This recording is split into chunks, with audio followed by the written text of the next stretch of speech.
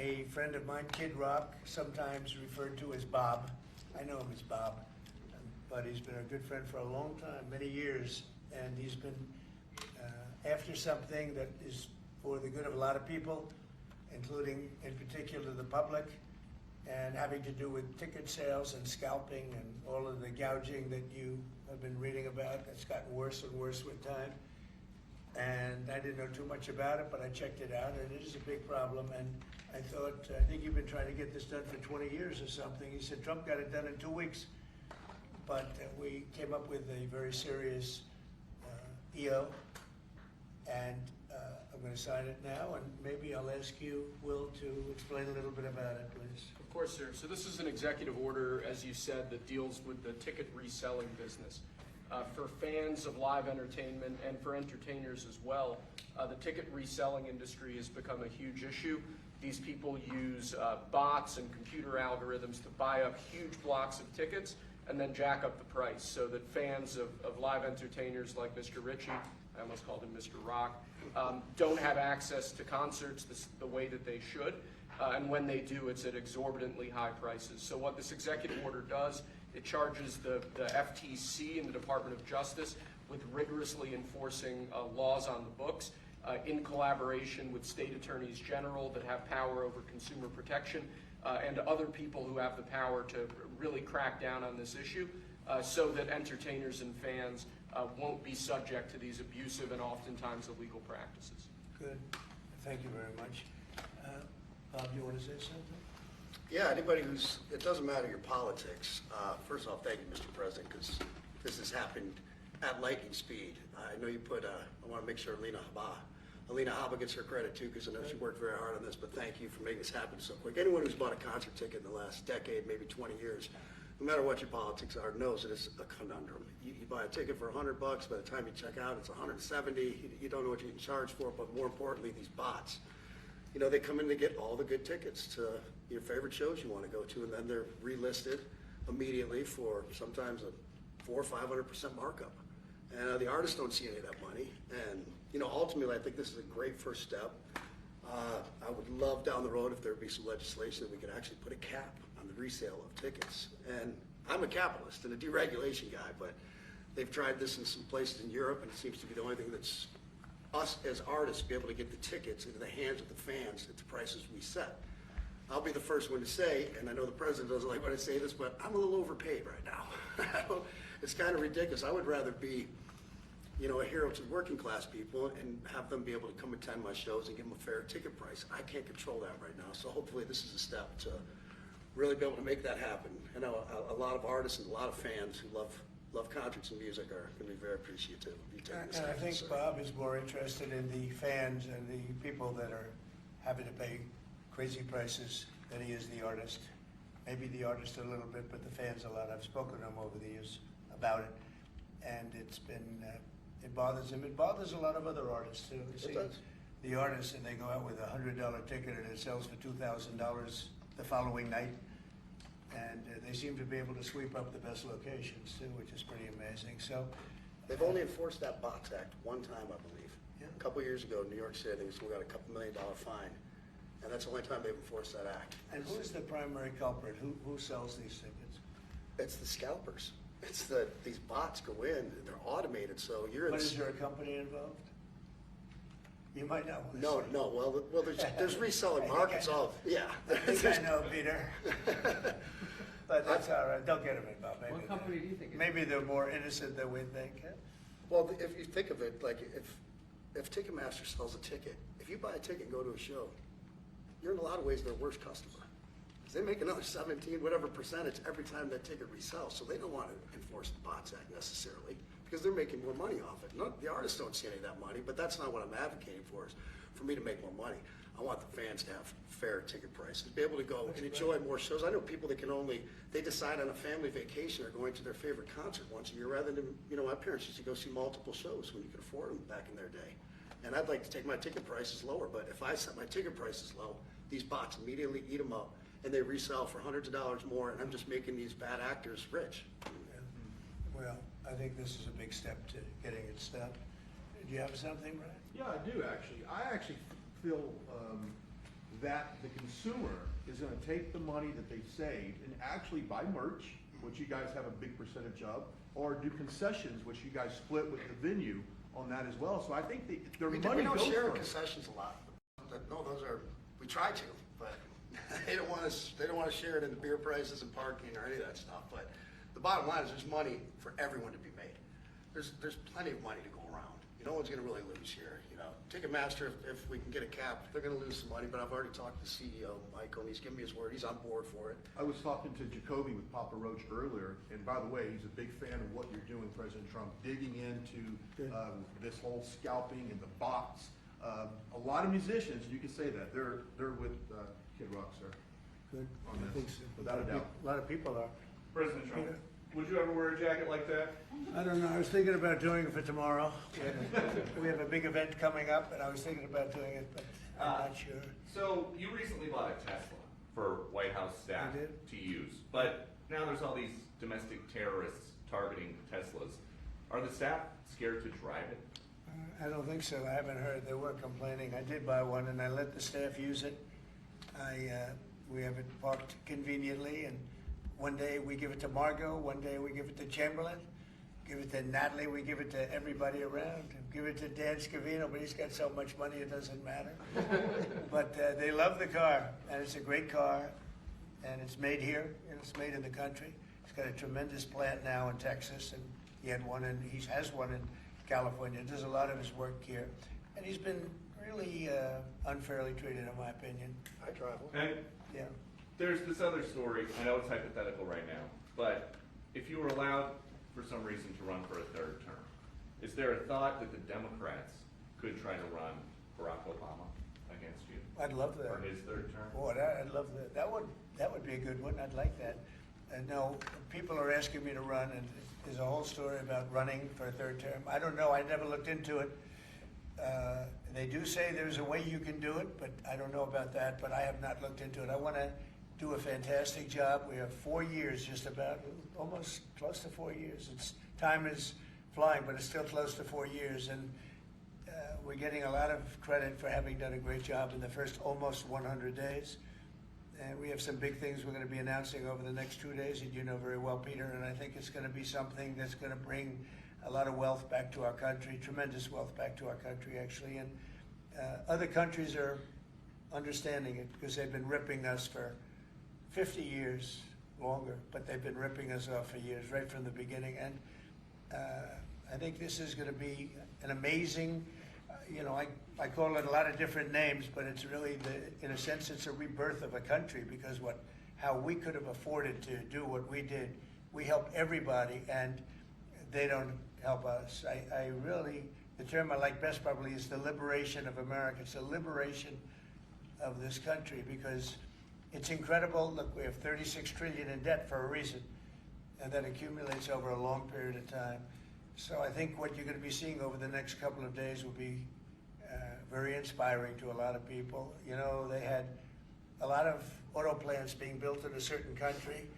I don't want to mention the country because we get along great with the country, but those plants aren't being built there anymore. They gave them up today and yesterday, day before, and they're building them all now in the United States. And we have many examples, not only auto plants, chip companies from Taiwan are coming in. The biggest, Mr. Wei, he's big. I said, you are a smart guy, aren't you? I've been reading about him over the years, but he controls a large portion of the chip business, as you know. You don't get smarter. They're going to be investing $200 or $300 billion. Apple's investing $500 billion. They always built their places in China. Now he's building here. I think because of you speak to Tim Cook, because of the election, but maybe more importantly because of the tariffs. He's got really an obligation to do it. But we have many, many companies that you haven't even heard of. But I think we'll be at $5 trillion very soon. And if you think about this, we've never been anywhere near that. I don't know if we've ever been at $1 trillion. What do you mean by that? We're 500. What do I mean by trillion? 5 trillion. What are you referring to, sir? I think that we're going to be at $5 trillion of investment. I think you're going to have investments very shortly. We're already 3.5, and we have commitments, verbal commitments for a lot more. And numbers like that have never been done in this country, and it's gonna get harder. This is in 2 months. It's really in less than 2 months, because since we've really gone out with it. And we have other interesting things happening, but to me, the whole tariff situation, and essentially they've done that to us for many years. So if we're anywhere near 5 trillion in 2 months, this could be numbers like the country's never seen. And every time you hear a dollar spent, that's another job, because the jobs are coming with it. So auto plants, chip plants, pharmaceuticals, lumber coming in. We have things happening in this country. I'm not sure that they've ever seen it. Steel, you know, we have tariffs on steel. They've been here for a while. Steel and aluminum. Nobody's ever seen anything like we're witnessing now. Nobody's ever seen anything. Most of you agree with that. I mean, it's nothing much you can't agree with. We have things happening in terms of jobs and investment, the likes of which I don't think we've ever seen. If you look at, let's say, $4 to $5 trillion in a period of a month and a half, that's even more than you do with your concerts, which are always sold out, right? Nobody's ever seen numbers. And think of it, where Apple's at 500 billion, as I said, but they always used to spend that money in China. Now they're spending it here. That means they're going to build, now they don't have any tariffs. Remember, there are no tariffs if you do your product here, if you build whatever it is in the USA. One of the things we're also trying to get is if you buy a car that was built in the USA, you get a deduction on interest. So if you go out and borrow money to buy a car, if it's built in the USA, never been done before. It's a big deduction for people that really aren't used to deductions, frankly, because people that buy cars like that are not big into the world of deductions, and now they're going to learn about deductions. So I think it's going to be great. Yeah. Mr. President, are you going to move ahead with a universal tariff or different individual tariff rates on a whole variety of different? Well, you're going to see in 2 days, which is maybe tomorrow night or probably Wednesday. You're going to see, and they're reciprocal. So whatever they charge us, we charge them, but we're being nicer than they were. We have a lot of countries, friend and foe. I always say friend and foe, but the friend in many cases is worse than the foe. They took advantage of us, and we are going to be very nice by comparison to what they were. The numbers will be lower than what they've been charging us, and in some cases maybe substantially lower, but we sort of have a world obligation perhaps. But we're going to be very nice. Relatively speaking, we're going to be very kind. Mr. President, you met with the chairman. Somebody said that about me the other day. He said, who doesn't know me very well, they said, "You're such a kind person." And I said, "Say that again." They said, "You're a kind person." I said, "I've never heard that before." It was a weird statement. I was kind. Who said that? I've heard of words that, I don't know, I better not tell you. You know, I've been called a lot of things, but it's sort of a different kind of a word. It's like an old-fashioned word, isn't it? Mr. President, you met with the chairman of Stellantis today. Did Yes. he ask you for a pause on the auto tariffs? No. What was that meeting about? Just about some of the problems they have with the environmental, which we're going to clean up. Have any of the automakers? We're going to probably go back to 1920.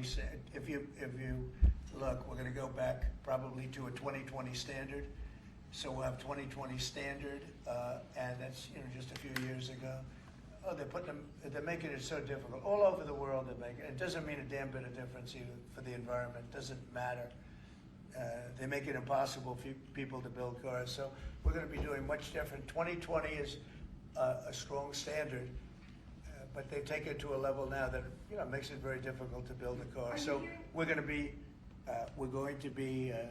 bringing it back to a standard that is a very good environmental standard, but it makes it possible to build a car. Have you heard any concerns from the automakers, though, about the tariffs on parts that will go into effect No. over the coming They- weeks? About they what all that's going know. to mean for the price of Well, I gave them a American-made big break cars? for a month. I didn't charge them anything, for a big month, for that first month. And they brought a lot of material into this country because they could bring it in without tariff. If you look at Canada and Mexico, they were driving hundreds of thousands of cars into the market because they avoid the tariffs by doing it before the tariffs go on, which would be Wednesday. And I looked at I saw some of your shows where cars are lined up for miles and miles. Some of them didn't have fenders on them. Some of them didn't have the roof on yet. They're driving it here brand new. They're driving it in because they want to avoid the tariffs. I let them have that. They sort of took advantage of it because, you know, that wasn't part of the deal, but that's okay. Are there any They're countries- great American car companies, and so I gave them a little break on that. Yeah.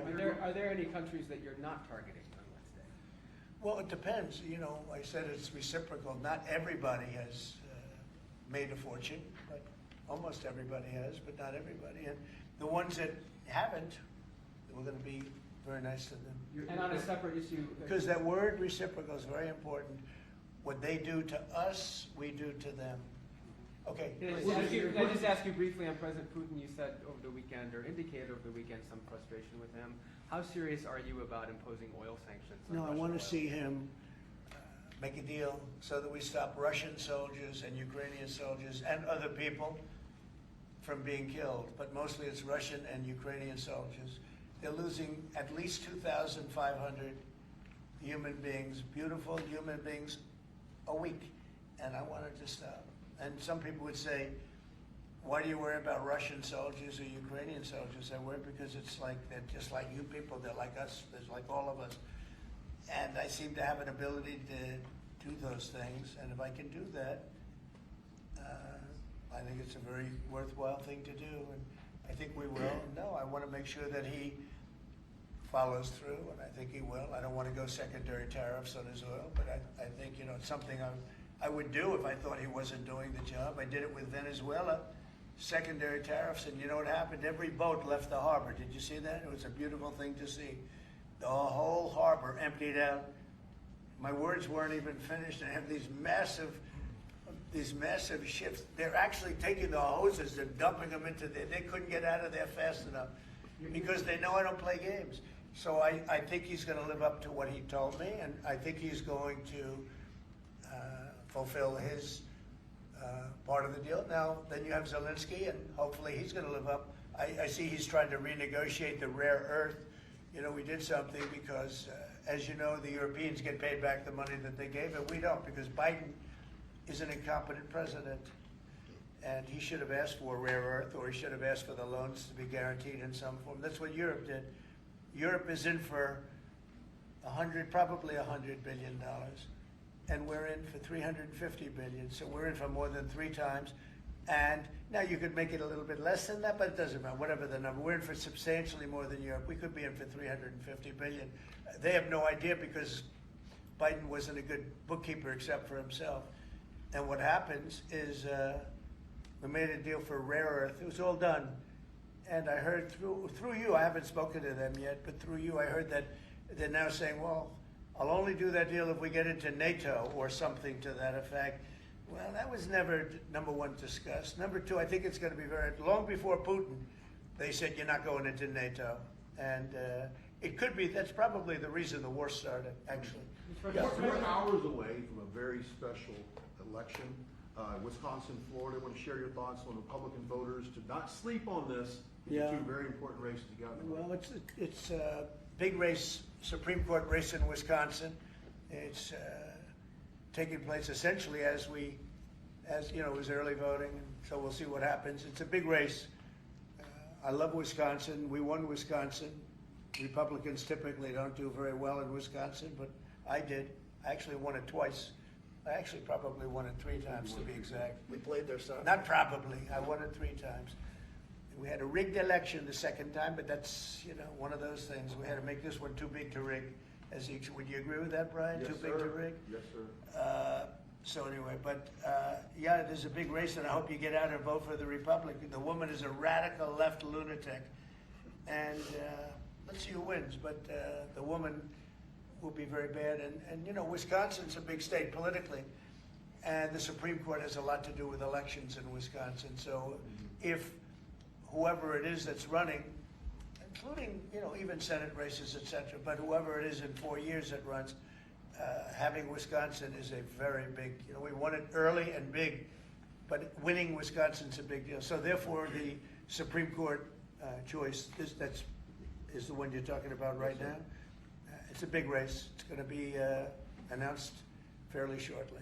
President Trump, on TikTok, big week of deadlines. You got Liberation Day and the TikTok deadline. Yeah, this we week. do, which I can extend if I want. but we have a lot of enthusiasm for TikTok for buying it. I think TikTok is good. I used it I was a great TikTok guy, and we won by 36 points, the youth. You know, we won the youth, which Republicans don't do. Maybe it's because Kid Rock likes Trump, I don't know, but we won the youth by 36 points, and I attribute some of that to TikTok. Is the TikTok deal, the negotiations now, tied to a bigger tariff deal with China? No, but you know, it could be. I mean, you know I've used tariffs for lots of different reasons, but I could see, you know, 1 point in tariffs with China, a big country, would be probably worth more than all of TikTok, as valuable as TikTok is. It's big stuff. So there's a great example. That's a great question, actually. I'm a very flexible person. I could use that for that. Like, maybe I'll take a couple of points off if I get approvals for something. I haven't done it. Maybe I'll do it, maybe I won't. But it's a very good question. Peter, you're very good. Thank you. You'll love this one. Go ahead. It's not front page news, but I am just curious. What is your thought about Tiger Woods now becoming part of the broader Trump family? Well, I love Tiger, and I love Vanessa, and they had a great relationship. I happen to think the relationship with my son, I happen to think the relationship was hurt very badly by the witch hunt that went on, Russia, and all the crap that they put Don through, who knew nothing about it.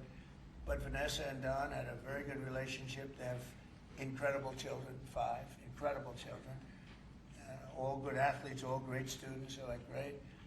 And they broke up, you know, quite a while ago, and which was to me very sad, because I think they're both great. Don and Vanessa, and Tiger actually called me a few months ago, and you have a very special, very good relationship with Tiger. I played golf with him a couple of times over the last month, and he's a fantastic guy and a fantastic athlete. And he told me about it, and I said, Tiger, that's good, that's good. I'm very happy for both. I just let them both be happy. Let them both be happy. They're both great. To follow up on China, China, South Korea, and Japan say they're going to work together in cooperation to respond to the tariffs that you're going to put into effect this week. Are you concerned that this move of the tariffs this week could push some of the United States' closest allies to work with China? No, I'm not worried about it. I'm not worried about it, yeah. Mr. President, can I ask you I about think something? they have a chance of doing better, actually, with the tariffs. It could actually help them in a certain way. And I think a lot of them will drop their tariffs because, you know, they've been unfairly tariffing the United States for years. And if you look at the European Union on cars, the European Union already dropped their tariff down to 2.5%. It was announced a couple of days ago, which is what which is a very small tariff. The United States charged very little. And I think I heard that India just a little while ago is going to be dropping its tariffs very substantially. And I said, why didn't somebody do this a long time ago? A lot of countries are going to be dropping their tariffs. About something that happened in France today, Mr. President. Marine Le Pen, the far-right leader, got convicted in court and is now banned from running for office for 5 years. Do you have a comment? That's a big deal. That's a very big deal. I know all about it, and a lot of people thought she wasn't going to be convicted of anything, and I don't know if it means conviction, but she was banned for running for 5 years, and she's the leading candidate. That sounds like this country. That sounds very much like this country. Okay, anybody else? You've been presented with a bunch of proposals for tariffs by your advisors that you're talking about that idea publicly. And who? That your advisors have presented ideas They to you do. about Oh, yeah. about tariffs and what to do in the next few days. Have you settled Well, on you're any- going to see, I've settled, yeah, a long time ago. You But do. we talk about it. We talk about it a lot. We want to do what's right for the country and even the world. You know, affects the world, not just this country. This has been the piggy bank for the entire world. So it really does affect the world, and that's important to me also, yeah. Mr. President, in the past you have said that you want the quick return of Austin Tice, a Marine Corps veteran and a journalist who went missing in Syria over 12 years ago. Yeah. Have efforts been made to locate Austin Tice been extended beyond Syria, including potential leads in Iran? And do you have plans to get in touch with Ms. Deborah Tice, the mother of Mr. Austin Tice? And also at the same time, organizations like Hostage Aid Worldwide have been on the ground in Syria searching for Austin Tice for many years. can I get your comment on the future, potential future plans to relocate, to locate Austin Tice and to bring him home finally? So we've been looking, as you know, for Austin for years. I don't know about Biden. I don't think Biden was looking for anything, but we were, and there's been virtually no sign. You know that there's been no sign of Austin. An incredible young guy. Be less young now. I mean, it's been a long time. It's been many, many years. The mother is fantastic. She's a very committed mother that her whole life is to find her son, who was in Syria and just disappeared off the face of the earth. So, you know, a lot of bad things happen. But we're always, you know, we will never, until we find out something definitive, one way or the other, we'll never stop looking for him. But we have been, and the response, it's just a lot of dead ends. He's been gone for a long time. The problem is there's never been a sighting. You know, sometimes you'll have somebody, you're looking for him, and there's a sighting. There's never been a sighting of Austin, but we are out there, and we have great respect for his family and for his mother. She's been unbelievable. Yeah, Mr. please. President, a question about. No, behind you. Oh, apologies. Yes, you've had outreach with the leaders of Russia and China. You've made an outreach to Iran. When are you going to plan to reach out to North Korea and Kim Jong-un? Anytime in the near future? Well, I do. I have a very good relationship with Kim Jong-un. Now, you people hate to hear that, but it's very important. I got along with him fantastically, as you know. It started off very rough, very nasty. Little rocket man, the whole thing was a nasty deal. And then one day we got a call that they'd like to meet. We met. We have a great relationship. And yeah, we have, there is communication, yeah. Mr. I President. think it's very important. You know, he's a big nuclear nation, and he's a very smart guy. I got to know him very well. Remember, I put my foot across the line, and then I walked across the line. I don't know if Secret Service was thrilled with that. They actually wasn't. They were not too thrilled. But I have a very good relationship with him. Yeah, we'll probably do something at some point. Yeah, please. Jeff. Who's on your short list, Mr. President, to replace Elise Stefanik as U.S. Ambassador to UN? So we have a lot of good people that want it. First of all, Elise is fantastic, and I just don't want to take chances with you guys saying, how is the election going? We have a congressional election that's a little bit close. I guess the one is in good shape, but the other one's a little bit close. But Randy Fine is a great guy. They're both good candidates. They're very good. But it's, you know, a little bit, we want to be careful.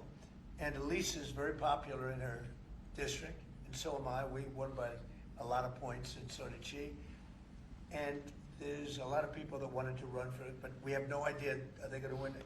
I think it's just security. And I said, Elise, what about going back? Because they love you there, and she's going to take a big leadership position with Mike Johnson and the group, the speaker.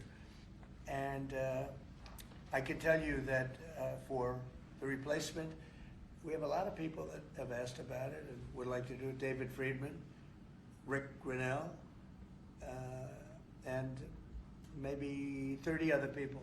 Everyone loves that position. That's a star-making position.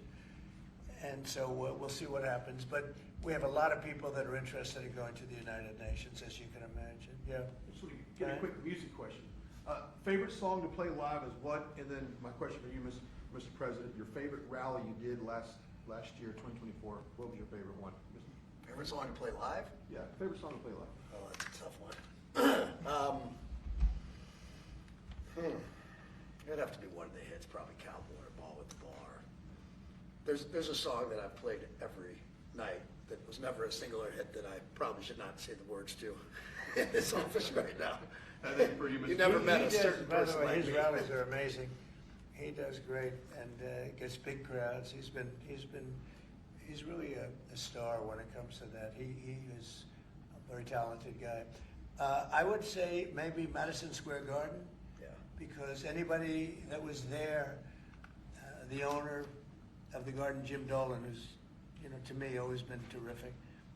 He said this, he's never seen anything like it. We had when you announce Madison Square Garden, you know, it's a big arena, but we sell out big arenas. We sold out in Milwaukee. We sold out at every big arena. We never had empty seats. It's amazing. They talk about Bernie Sanders gets 2,000 to 3,000 people. Everyone said, these crowds, I get 107,000 people in New Jersey. In Butler, PA, we had over 100,000 the second time. We had 55,000 the first time. We have big crowds. I would say Madison Square Garden because I grew up in New York and the garden is great. Jim Dolan treated us well, but everybody said they, because I think I could have filled it up 10 times.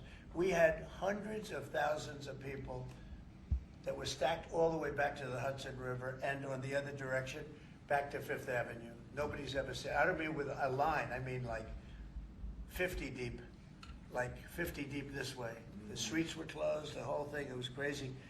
And when you take that, you know, you want to do well at Madison Square Garden. You don't want to have empty seats. But we could have sold it out, Brian, 10 times, and everybody knew it. And I think we got a good indication that that's where the election was going.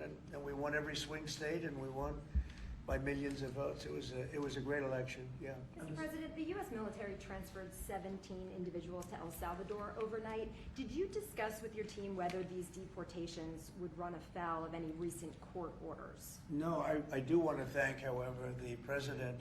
He has been unbelievable, and you know, in relation to us. But I think that our people have done an incredible job. You know, I got elected on the basis of getting bad people out of our country that shouldn't be here, very dangerous people out of our country, and that's what I did. And then you have a judge that wants to take over, and I can't imagine it can be allowed. If it was up to him, they'd all be put back in our country. These are killers. These are drug lords. These are really bad people. But I want to thank the president of El Salvador because he's done an amazing job. You saw it. Yeah. Elon Musk's special government tenure is coming to an end, 130 days, I think another month. Yeah. Do you want him to stay longer, or is it time for him to go back to running his companies in Europe? Well, I think he's amazing, but I also think he's got a big company to run, and so at some point he's going to be going back. He wants to. Would you want to keep him around? But I'd keep him as long as I could keep him. He's a very talented guy. You know, I love very smart people. And he's very smart, and he's done a good job. You know, DOGE has, we found numbers that nobody can even believe, like 400 billion, 500 billion. It could be close to $1 trillion by the time they end on different things. And he's led the charge, and you've seen a lot of his people. And these are people that joined up. I always say they're high IQ people. I like high IQ people. And they've done a great job. No, at some point, Elon's going to want to go back to his company. I will say he's got, despite the way he's been treated, so he's an American patriot, but the way he's been treated with Tesla is just terrible. It's just terrible. Once he goes In fact, back- you have a Tesla, and you love it. You love it. He was saying before he bought a Tesla, he loved it. A lot of people are buying Teslas, I think, and I hope they are. He should not be treated that way. He's done an incredible service to our country. Well, once he goes back, is DOGE going to keep operating even without Elon here? Well, I can't tell you that. I can say this, that a lot of the people that are working with DOGE are the secretaries, you know, the heads of the various agencies, and they've learned a lot, and they're dealing with the DOGE people. I think some of them may try and keep the DOGE people with them, but, you know, at a certain point, I think it will end. But they have also gotten a big education, and they're doing a really good job. There'll be a point at which the secretaries will be able to do this work and do it very, you know, as we say, with the scalpel. And that's what we want. Yeah, Jeff? Mr. President, have you had any updates on the U.S. soldiers missing in Lithuania? I have. Can you give us an update? So 3 are no longer with us, and 1 is unfortunately probably in the same category, but they haven't declared that yet. It was a very heavy truck, like I told you, but I mean, really heavy. That lifted the heaviest equipment, and it would seem that the bank of a lake collapsed. You know, the weight is so big, and it was at night, and it was very cold weather, and ice, a lot of ice, and it's possibly slipped. And the weight is so enormous of this thing. It's a massively heavy vehicle, and if they slipped a little bit, that's probably what happened, and it flipped. And 3 are gone. and one is missing. On a separate topic, follow-up on immigration, did you see the video of the Tufts University student who was taken off the street by ICE agents last week in hoodies and masks? There's been a lot of criticism of that. Are you comfortable with how that was handled? Well, I haven't really looked at it in any detail, but I will. I mean, I have seen it quickly, but not, I wouldn't want to comment on it. Yeah, please. Yeah, Mr. President, would you be able to confirm recent reporting that you are making plans to go to Saudi Arabia next month? And if so, why is Saudi Arabia so important? So, I have a very good relationship with the Middle East. In fact, if you look at Michigan, I won the vote by a lot. People were a little surprised. And I have a very good relationship with Mohammed and the king. His son is Mohammed, he's great. Crown Prince, actually he's Prime Minister too. He's got a lot of good titles, but he's great. And the king has been wonderful. And if you remember, last time I went to Saudi Arabia, I put him first on the list because they agreed to buy $450 billion worth of American goods, military and otherwise. And they did, and it was an unbelievable day. It was in this gorgeous ballroom, and companies were there from many, probably 100 companies, and they were given anywhere from $40 or $50 million to less, and more, actually. Okay, some of them were given numbers that were just many times that amount. I think we had a couple of $20 billion deals, and big stuff. And it's a very rich country because of oil. And we are a very rich country ultimately when we straighten it out because of oil. Oil is always good. And I agreed to do it again, and they've agreed to spend close to $1 trillion of money in our American companies, which to me means jobs. So they're going to spend hundreds of billions of dollars giving them to American companies that are going to be making equipment for Saudi Arabia and other places in the Middle East. And for that, I think it's worth it. I did it last time, $450 billion, and the press was there. It was one of the most unique days I've ever seen, where companies would get up and you're getting $20 billion. They named the company. The chairmen were all there, every chairman and top person in the company. You remember that, Peter? I don't know if you were there. You might be too young for that. I was on the Democratic campaign trail. Oh, that was boring. This was a much better deal. But it was amazing, actually. It was an amazing day. We sold and we partook in $450 billion worth of investment into American companies. And they announced the company, the amount of money, $1 billion, $5 billion, $25 billion. And the chairman of the company, many of whom, you know, well-known figures, prestigious figures, great business leaders, they went up, they shook the hand of somebody, and they would sit down, and we just had a big investment made. So it was a record. Nobody ever beat it before. $450 billion worth of jobs. I view it as jobs more than anything else. And now we're close to $1 trillion, so it's more than double the number that we did when I first came to office. And this trip takes place next month. It could be next month, maybe a little bit later, yeah. And we're going to Qatar also. And also we're going to possibly a couple of other countries. UAE is very important. It's a great leader in UAE. And I had his brother here the other night, if you saw that. We had a wonderful guy, a wonderful family.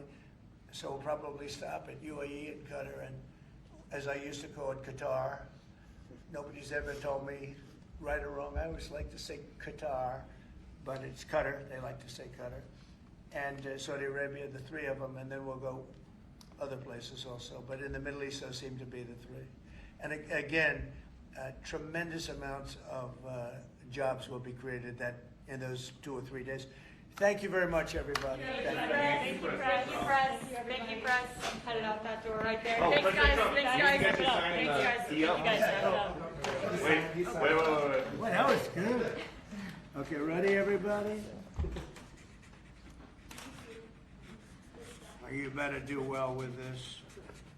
He's gonna do it. Make sure everything is nice and clean, right, for your Make industry. America fun Because you're again. not in a clean industry. No, we're Hold not. that up. Okay? Thank you, everybody. Thank you, Fred. Thank you, Fred, everyone. Thank you. This way. Thank you, guys. Thank